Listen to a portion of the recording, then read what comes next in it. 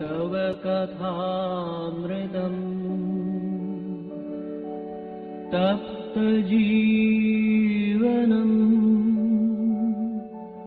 कविभिरीडितम् कल्मषापहम् श्रवणमङ्गलम् श्रीमदाततम् भुवि गृह्णन्ति ये भूरिदा जनाः भुवि गृह्णन्ति ये भूरिदा जनाः।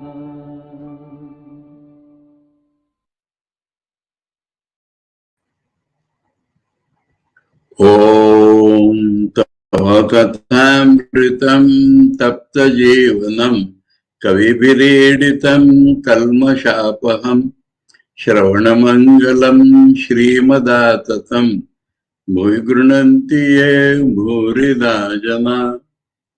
We are studying here the Gospel of Sri Ramakrishna, which is the English translation of the original Bengali Sri Ramakrishna Kathāmrita, recorded by Master Mahashaya or Mahendranāth Gupta or M or Mohini Mohan or Mani or a devotee, and we are in the second day's conversation.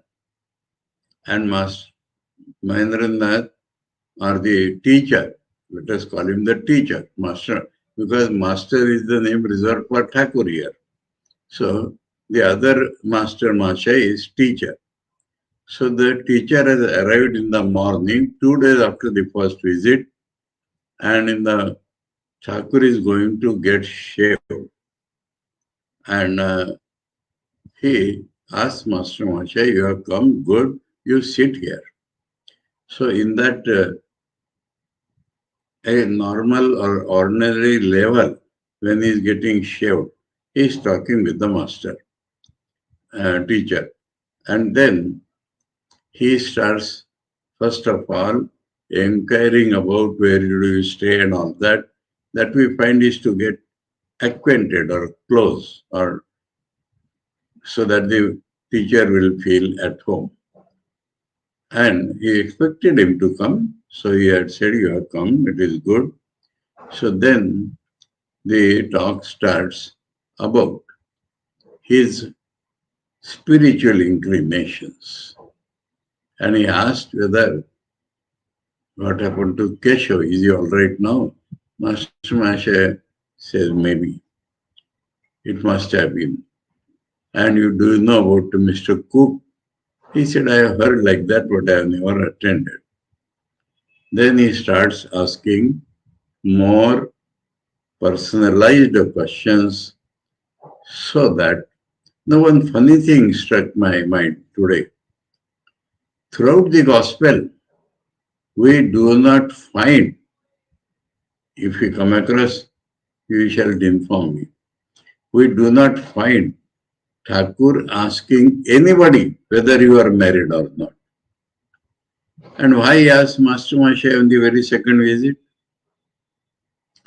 And that we understand that when he said, yes, I am married, Thakur shuddered.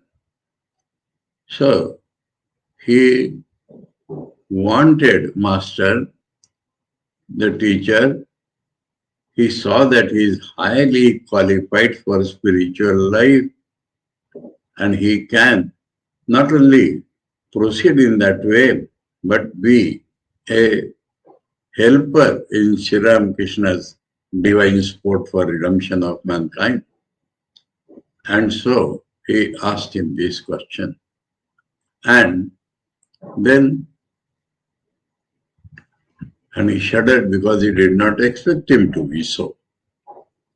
And we find now these questions are to find out Master's mind, how to guide him towards spiritual progress and fulfillment.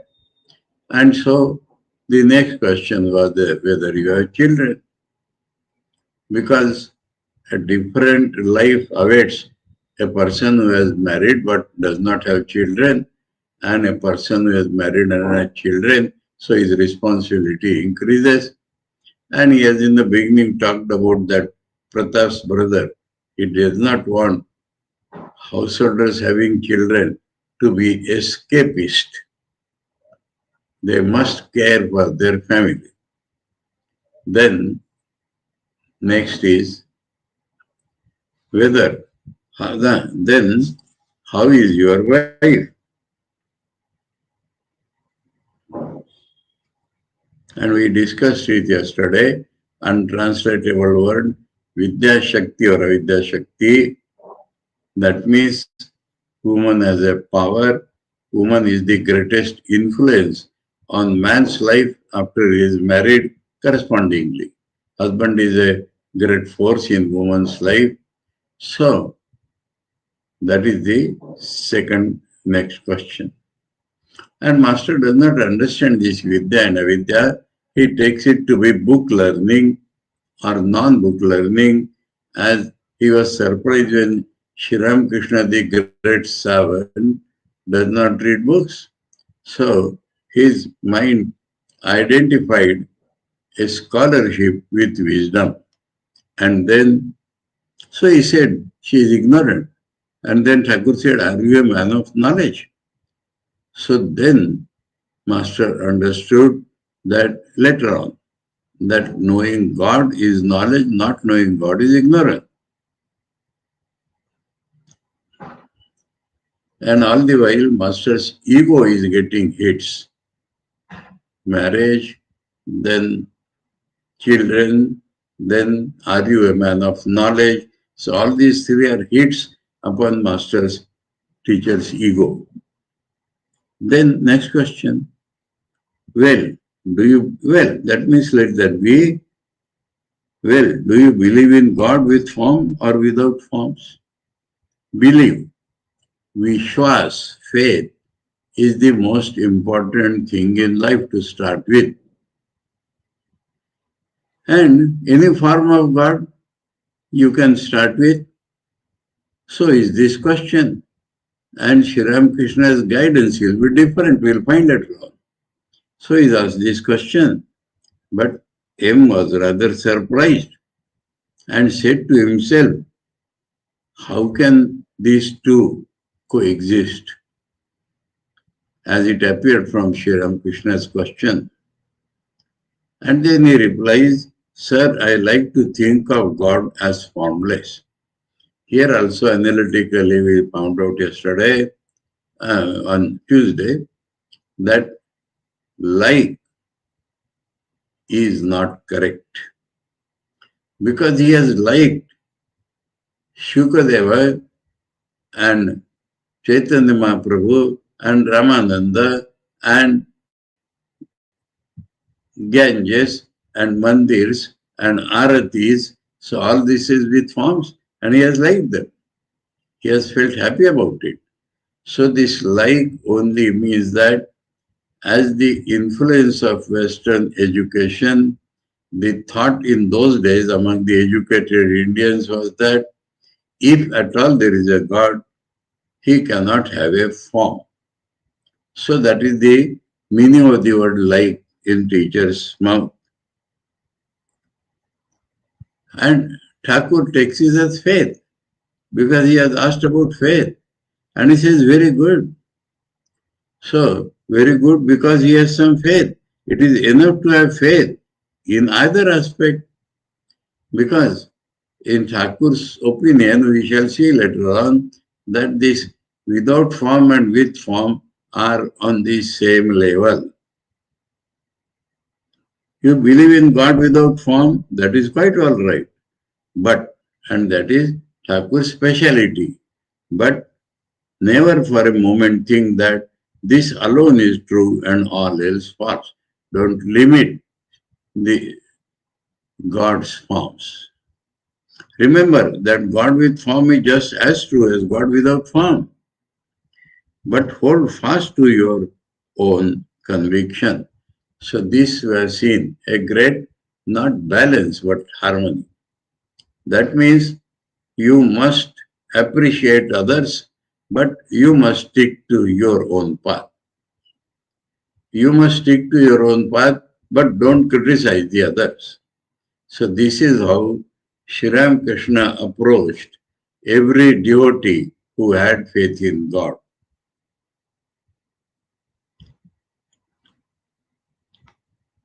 Then, so his ego received another hit, Master says, but since it was not yet completely crushed, he came forward to argue with the master a little more. And M asked, Sir, suppose one believes in God with form. Suppose one has come to believe in God with form. Suppose one has come to believe in God with form. Certainly, he is not the clay image, because God may be with form, but this clay image, now that all these rubbish ideas were filled in our minds by the impact of Western education and Christianity and Western culture behind it. So, Thakur's immediate response,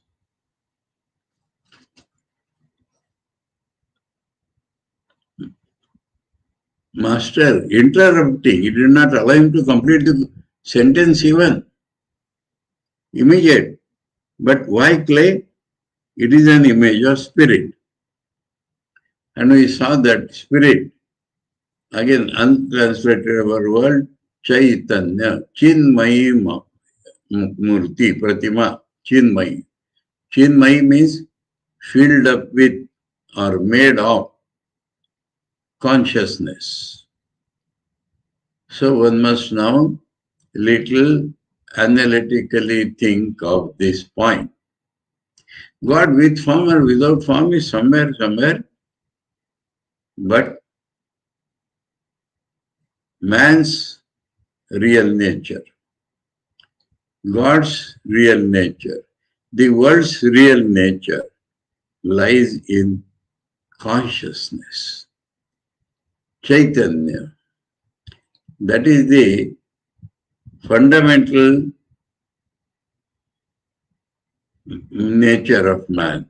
That is a conscious being.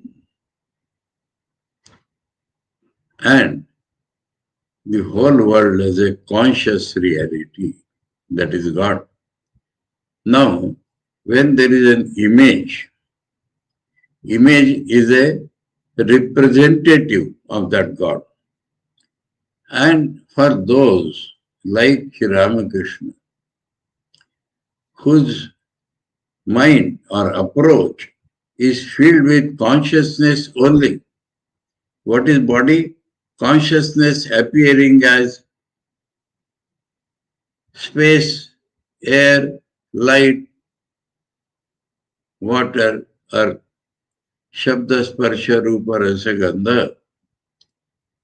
That is consciousness appearing in this body. Consciousness appearing as the body. Consciousness appearing in the body. That is the view of Sri Ramakrishna. Those who have realized that the ultimate reality is made of consciousness, and when we call it ultimate reality, it is one without a second. All the world is nothing but manifestation of that reality. So the image also, what it is made of? Not clay. Originally made of consciousness only. This is one point.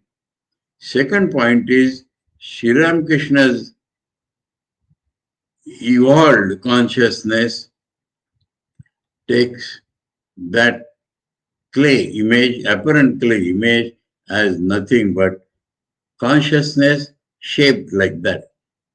Consciousness shaped into hands, feet and all that. And Sri Ramakrishna used to always see that she walks, she goes to the terrace and her shadow does not fall on the wall. So all that was this direct realization. First, in the beginning, he started worshipping with the doubt whether this is only stone or is there a reality inside. And he found the reality. So for him now, the whole world, the images, our own reality is consciousness. And so he says, why we should take it as clay at all? Why the mind should be grossified? Why the mind should be externalized to such an extent that it appears clay? Why not? The mind goes to that realm where he says, I am consciousness, you are consciousness, and this image is consciousness. So, very depth of feeling, depth of opinion, depth of faith, depth of experience for Sri Ramakrishna that is not a clay image. Imagine this. Try to visualize this, try to think of this, try to contemplate on this. How many of us feel like that? With great difficulty, we may feel that in this stone or clay image, there is consciousness. But the image itself is not made of clay, but of consciousness. So how much our consciousness, how much our mind should have been filled with the wisdom or the consciousness to see everywhere that consciousness. So this is the very strong statement of Sri Ramakrishna, that Nirakara and Sakara, that is secondary, but the reality is consciousness, not jada, not matter. Then M could not quite understand the significance of the image of spirit. Spirit now is a approximate word, vague word, English language. You'll have to call consciousness, awareness, wisdom, knowledge, the main element of knowing. But spirit is not bad. Spirit means not matter. Sometimes spirit means a ghost, because our conception is that body is not there, he is living without the body, so he is ghost. But spirit, in its true sense, is consciousness, Chetan. M could not quite understand the significance of this image of spirit. But sir, he said to the master, so this is now today's topic. But sir, he said to the master, but means we may accept that this is not a clay image or, but he said to the master, one should explain to those who worship the clay image that it is not God. Image is not God. And that while worshipping it, they should have God in view and not the clay image. He has not understood the spirit. So he again uses the word God.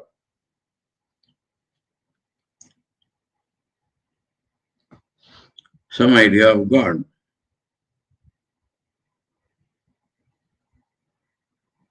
One should not worship clay. So here, this clay and non-clay, Sri Ramakrishna has picked up one word, and that is, one should explain to those who worship the clay image. So, one should explain. And that irritates Sri Ramakrishna. And he speaks sharply on that point. So many dimensions of spirituality and our life we are meeting in the preliminary talk itself. That's the one hobby of you Calcutta people. Calcutta people, Western educated modern Indian people, wherever they are. And that is the hobby.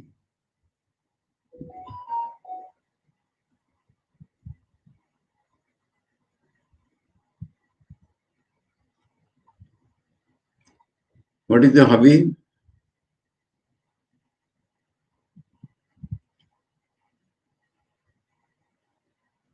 Giving lectures and bringing others to light. Two things, huh? Lecture is a hobby. Why you speak? You like to speak. And the other part is you are speaking because you want others to see light, which you think is light. So Sri Ramakrishna objects to this idea. On what grounds? Should we not give lectures? Should we not try to bring others to light? Not at all. In Sri Ramakrishna's opinion, no man can bring others to light. It is God alone who can do that and is doing that. In appearance, it may be through this man or that man, but it is not that man. So, that man or any man has no business to bring others to light. And see what a beautiful, beatific vision of God he has and our relation with God.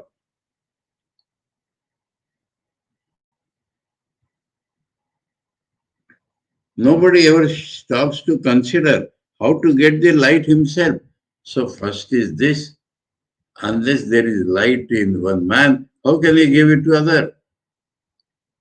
And nobody is thinking of that. Who are you to teach others? 2 points, huh?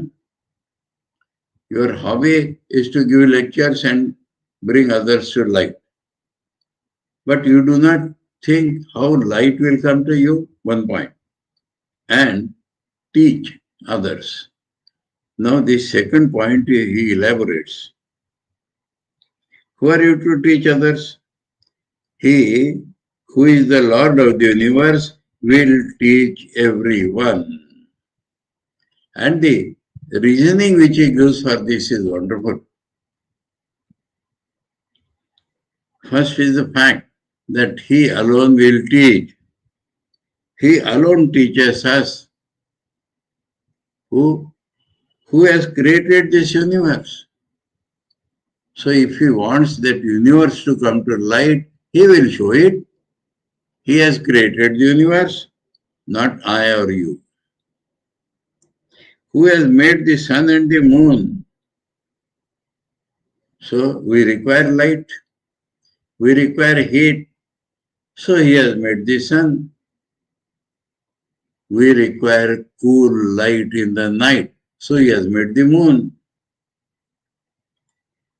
Who has made the sun and moon, men and beasts? So, important thing. Parents, father and mother, do not make us. It is he who makes men, the father and mother themselves and their children. So this is a great lesson to the father and mother, that you may at the most provide a body to the existing soul. But God has made men. God has made men and all the living beings. So men and beasts, it is God who has made men, God who has made beasts, not the parents. And all other beings, so whether animals or all other beings, who has provided means for their sustenance, every step is important to feel. Where we are getting food, sustenance, God has made that for us to eat. Creation is God's. Wheat, rice, apparently we may be growing, but we do not make it. Can we make it? It is God who is doing that. Then, who has made the sun and moon, man and beast and all other beings, who has provided means for their sustenance, who has given children, parents. This is another important point. Mutual relation. I remember certain things in Mumbai. We had gone to the Niramanji had taken me to the Bandra church. They had invited, and the topic given was this, who has, God has, family relationship was the topic. And perhaps the Christians had deliberately kept that because Hinduism does not speak of it, perhaps, in their opinion. Because Hinduism talks of sannyas and all that. And Niramanji just asked me, you come with me, I have been invited to Bandra church. And in the car, he started talking that we don't have much reference about family, is it not? Somewhere in Brothernik or here or there are some references, and he spoke about those references. He had a motive in the mind. As soon as we reached the church and they came to receive us, Niramanji said, today I have brought a new speaker. He will talk to them. So, it was like a terrible surprise to me. I looked at him. He said, have I not briefed you? That was his idea. Now I remember Brihadaranyaka Upanishad and many Upanishads. And I said, God is our real father, mother, creator. Our relationship with God is inner and permanent. And our mutual relation in the family should be based on this fact that God has made my father, God has made my mother, God has made me. I became related to this father and this mother. It is God's plan, not your or my plan, not father and mother's plan. The jivas are eternal. And which jiva will be born in which family, parents do not decide, I do not decide. God has a super computer. And the moment we are dying in this life, we are born somewhere. That is what the Upanishads tell us. So, it is God's arrangement that He has made parents for us. One of my friends used to express this jocularly. We say, such and such son or daughter is born to these parents. My friend said, why not say these parents are born to this child? The meaning is that they are different souls, he is different soul, the individual. And they have come now in relation to mother and child. So, father and child. So, if that makes us call son is born to that mother, why not say the mother is born to that son? Because only the relation has become new. So, God has made men, He has all other beings, He has provided means for their sustenance, who has given children, parents, and endowed them with love to bring them up. Let us take one by one. Now, this was purely from the Vedantic or Hindu point of view. I saw that they are all Christians and they may or may not be able to receive this idea. So bringing it down a little, I said, you people can think in a different way. That generally the children are called gift of God to the parents. Why not children think that the parents are gift of God to them? Without them, the children could not have been born, could not have grown. So it is a gift of God. If children can be gift of God to the parents, why not parents the gift of God to the children? And this will put your relationship on a stronger term, on an endearing term, on a divine term, that it is God who has given these parents to me. The parents are gift of God to me. Then the generation gap and thousands of things will not arise. And I am a gift of God to my parents, so they will rear me up lovingly. Not only lovingly, but with due respect, because God's gift is there. So this is a new point to understand, that who has given children parents and endowed them with love to bring them up. Endowed the parents with love. That is why this attachment comes. That is why the mother and father feel he is my son or my daughter. And they want to. Of course, all these talks are about good fathers and mothers. So they spend all their energy in lovingly rearing them up. So it's a great lesson to both the parties, the parents. Sometimes the parents think, I have done so much for my children, should they not do for me? It is God who has given love in your hearts to rear them up. And if anybody is to be thanked or something has to be done for him, it is for God. The Lord has done so many things. So everything in our life, what are these so many things? He has created the universe. He has made sun and moon, men and beasts and other beings, provided means for their sustenance, who has given children parents and endowed them with love to bring them up. Let me tell a story, an anecdote. There was a great Hindu king, people perhaps know, in India at least. His name was Shivaji in Maharashtra.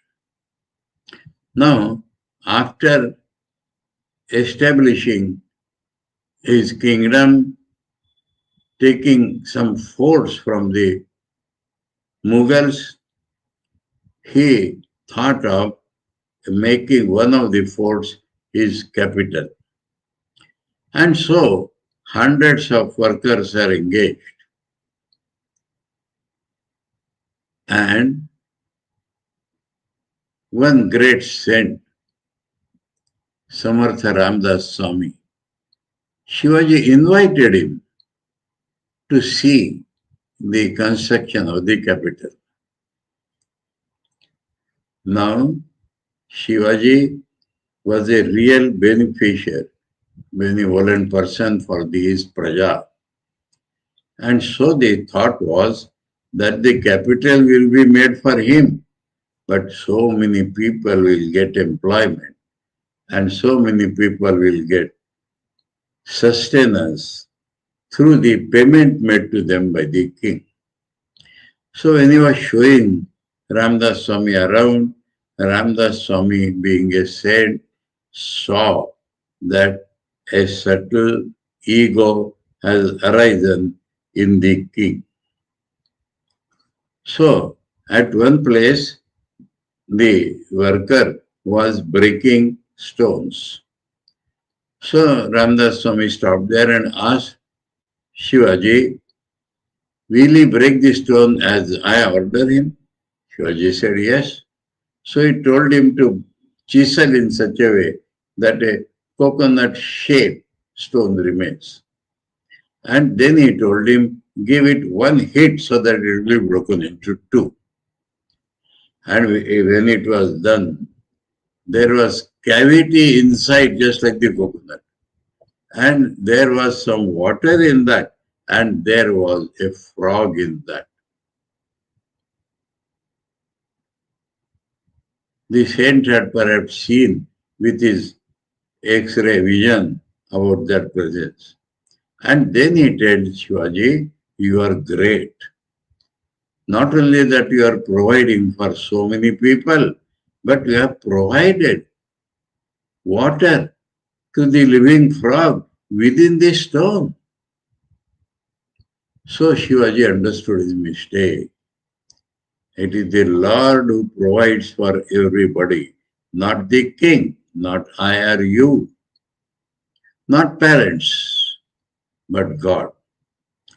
And so Shivaji had quite a strong vairagya from his childhood, but he was the king.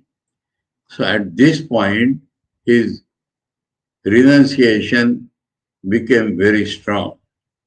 So on a slip of paper, he wrote that all this kingdom I am giving to you. And he dropped that in the begging bowl of Ramdas Swami. Now Ramdas Swami saw that. Now the saints do not require your kingdom, but Ramdas Swami told Shivaji, I accept this on behalf of all saints. And I appoint you as the managing trustee of this place. You are the manager of this kingdom. You are the Kshatriya, you are the hero, you are the fighter. So it is your duty to manage this. I have accepted it on behalf of the saints. And you should know that on the palaces of the Hindu kings, we find the saffron-colored cloth, flag. And that started from that day. Shivaji understood that this belongs to the men of renunciation. I am a managing trustee. So as a symbol, he put that ochre-colored cloth on a stick and put it on the top. Anyway, so we must remember that God provides for everybody, not I and you. On the contrast, I remember something. I was in Tamil Nadu for many years. And when I went to a forest, on almost every tree, there was a notice that this is under scheme so and so, providing employment to many people. And after 6 months, when I went again, that signboard was removed. I asked some of them, they said, we have not received any penny nor employment. So that is the modern politics. A scheme is announced, budget is prescribed, and where that money goes, nobody knows, and nothing goes to the poor. Anyway, in contrast with that, Shivaji was doing something, and beyond that is what Ramdas Swami taught him. So, here the point is that we must remember, the devotees must remember, the parents must remember, the guardians may remember, the kings may remember, the politicians should remember that it is God who is doing everything. We at the most are instruments or puppets in his hand. Through me, through you, he is getting these things done and giving these things to people. So that is a great lesson here. Will he not show people the way to worship him? So the question was about worship. So the gurus should not think they are showing. The Shishya should not think this particular man is teaching me. It is Sri Ram. It is God Himself who, through this Guru, is teaching you. God Himself, through Mother, teaches you your preliminary requirements. God Himself, through your Father, gives you further instructions. God Himself, through the teacher in the school, teaches you. God Himself, through media and society, teaches you many things. So wherever the teaching comes, it comes from God.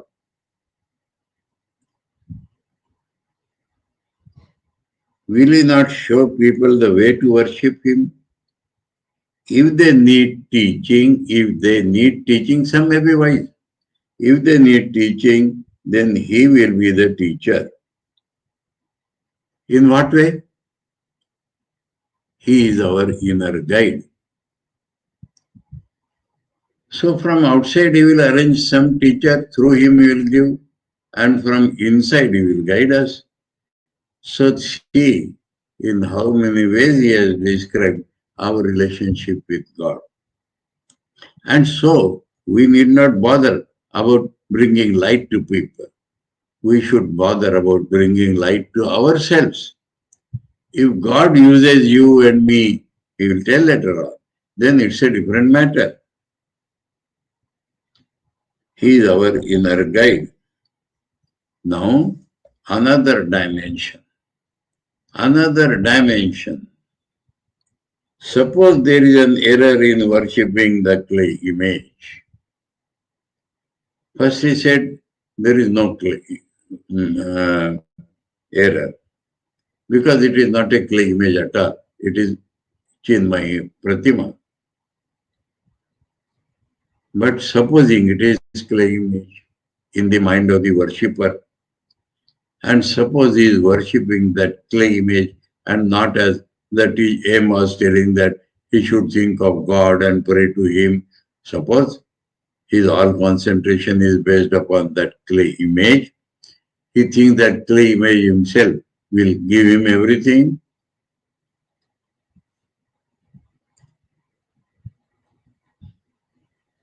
Doesn't God know that through it He alone is being invoked? So God is indwelling reality. And what is in the mind of the worshipper? He is worshipping God. He should think that that is not God or that is not necessary. It may be clay image, but the thought in him is that he is worshipping God. And God, being inner guide and externally present everywhere, he should know that he is being worshipped.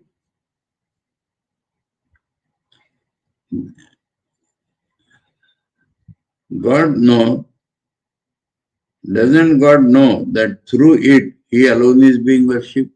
Invoked. That means the devotees generally do pranpratishtha, invoking, and then they worship God in that image.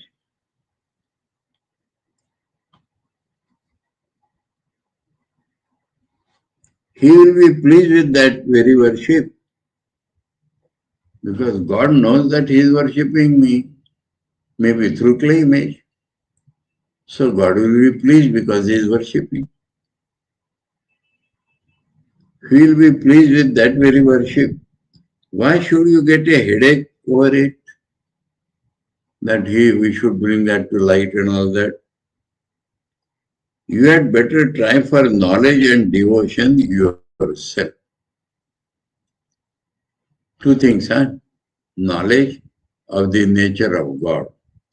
Devotion, love and respect for God, the supreme reality. These two things are the main in a spiritual progress of man. Knowledge and devotion. This time, M felt that his ego was completely crushed. He now said to himself, so this has made M introspect, and we are taught to introspect. Yes, he has spoken the truth. So that is called Shraddha. Somebody speaks something and it strikes in our heart that that is the truth. Then we get Shraddha on that teaching and on the person. Yes, he has spoken the truth because it was the truth. What need is there for me to teach others?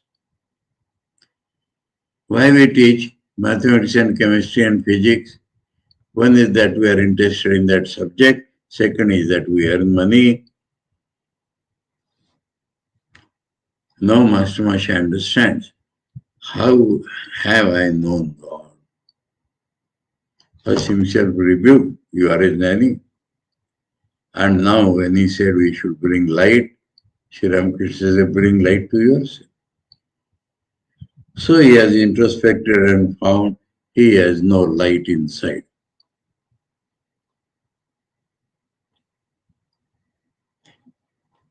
What need is there for me to teach others? Have I known God?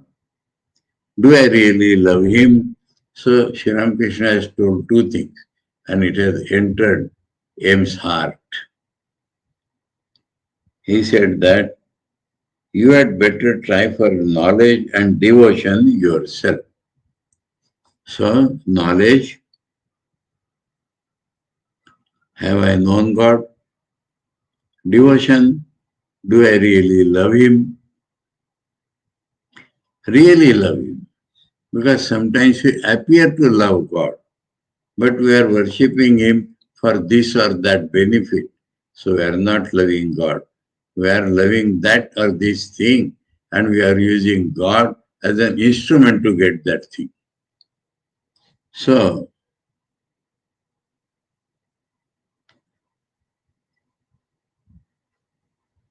do I really love him? A Bengali proverb uses here, I haven't room enough for myself in my bed and I am inviting my friend to share it with me. So this is sharing. If you feel within yourself, not that you are reading somewhere and you have become, no. I know nothing about God. This is M's introspection, the result of introspection. I have nothing. I know nothing about God, yet I am trying to teach others. What a shame. How foolish I was. This is our end. Mathematics or this is not mathematics or history or literature. There one that one can teach it to others. No, this is the deep mystery of God.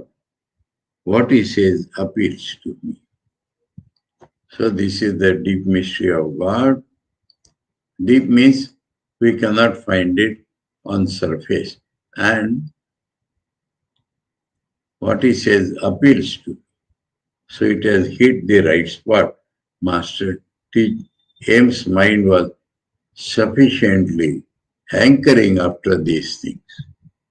And so it has touched the heart. How to get touched in the heart? Because God himself is teaching us.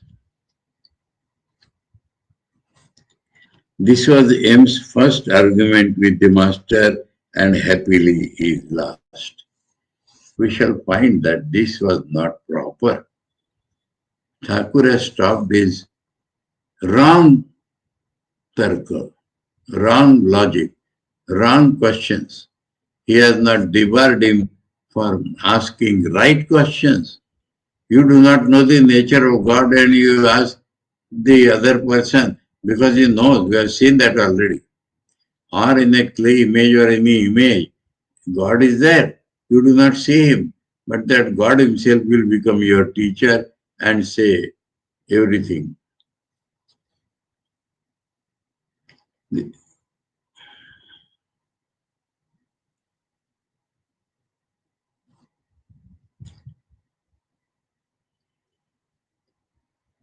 I haven't room enough for myself in my bed, and I'm inviting my friends to share it with me. I know nothing about God, yet I'm trying to teach others. What a shame! How foolish I am! This is not mathematics or listening or history or liberation. So liberation he brings last because that is the thing. That one can teach it to others. No, this is the depth mystery of the world, God. What he says appears to me. So this has impacted his heart. This was M's first argument with the master and luggage. I was, you were,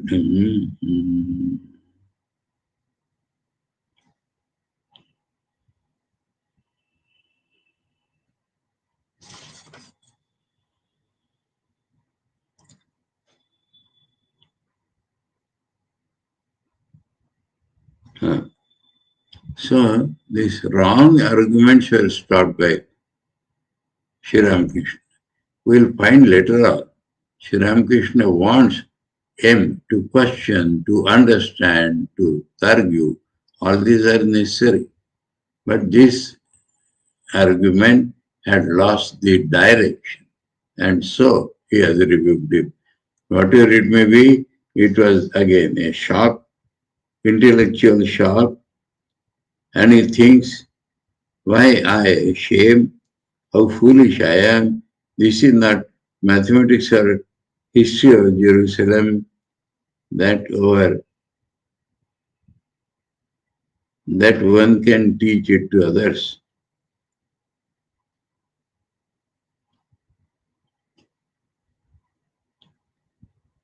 Master. He still continues that idea. You were another vision. You were talking of worshipping the clay image. Even if the image is made of clay, there is need for that sign of worship. See how God Himself, another important point, God Himself has provided different forms of working. He who is the Lord of the universe has arranged all those items in their different ways in discourses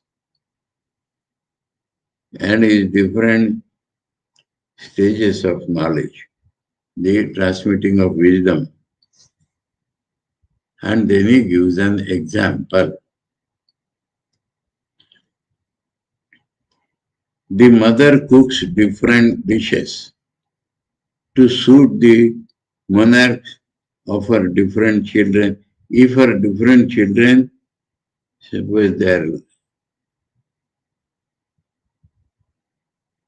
suppose she has 5 children, if there is a fish or cook or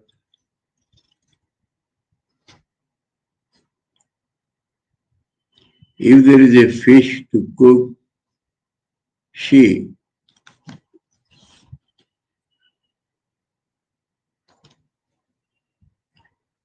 prepares various dishes from it. Pilau, pickled fish, fried fish and so on to suit their different tastes and powers of digestion. So this is another great fact, a fact embedded in Vedas or Hinduism, but not available in many other religions, that he will make, every man will get his sustenance of spirituality.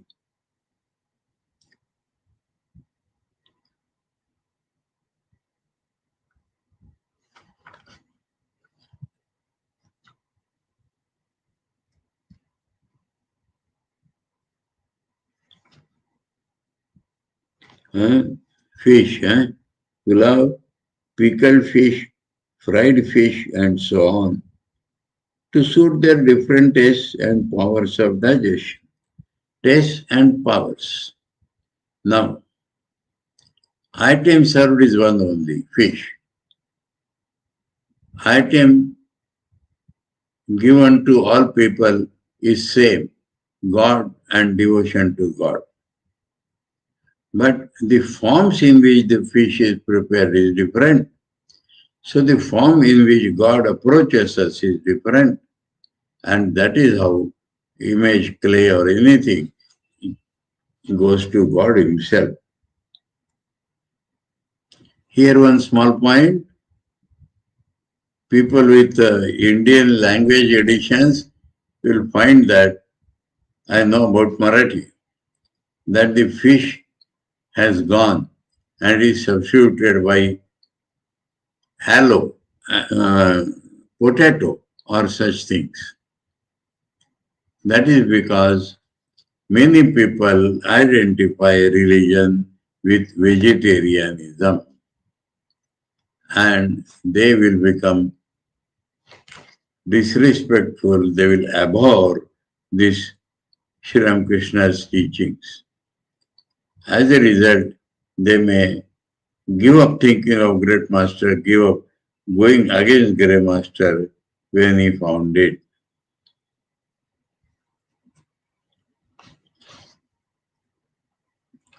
Power of digestion. So, a man should like, and as M was liking the raka, and power of digestion. How, what form of God you can feel as God. That is the power. And he asking him, do you understand me? Whether this illustration has gone to home. Otherwise I will give another. That is the meaning. M. Amli. Yes, sir. Now what has happened? What has happened? Sri Ramakrishna asking several questions to judge his mental get-up so that he will lead him Godwards. M. Arguing about religion and getting hit at every step. Now what has happened? M has become the disciple. Up till now, M was the appreciator and one who was pulled by Sri Ramakrishna telling him, come again. Now, M becomes a disciple. And he asked several questions of his mind, and it will go on even beyond the death of Narendranath and apparent death of Narendranath and Master Mashe both. So now he will accept him as his teacher and will ask him questions to receive knowledge. So that is the, some people say that the real gospel is here. But we have seen that all those things are part of spiritual life, essential in spiritual life, even how we salute. So this is that part, preliminary part if you like to call it, but it is a part of spiritual life. Unless these practices are there, our sharpness would not have increased. And next is that she wants to learn the deepest secret from the hidden himself. So we close here, take up tomorrow, and today, in a way, everything preliminary to receiving instructions is over, and tomorrow, Master Mahasaya will ask for being taught about certain things that we shall see tomorrow. Om Tava Kathāmritam Tapta Jivanam Kavibiriditam Kalmashapaham श्रवणमङ्गलं श्रीमदाततं भुवि गृह्णन्ति ये भूरिदा जना